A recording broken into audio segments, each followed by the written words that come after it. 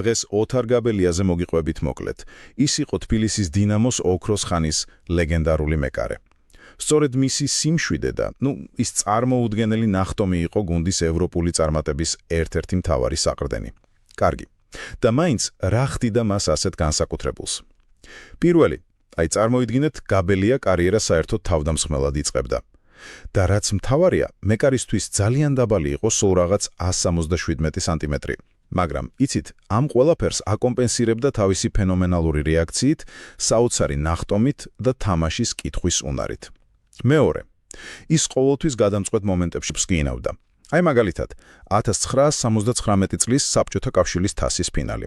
გახსოვთ, პენალტების სერიაში 3 დარტყმა აიღო. და, რა თქმა უნდა, 1991 წელი, როცა დინამომ UEFA-ს თასების მფლობელთა თასი მოიგო. ეს ხომ ქართული ფეხბურთის ისტორიაში ყველაზე დიდი მიღწევაა. იმ გზაზე კი ვის მოუგეს? ევროპის ჩემპიონ ლივერპულს, თანაც როგორ? 3-0. და ბოლოს, მესამე.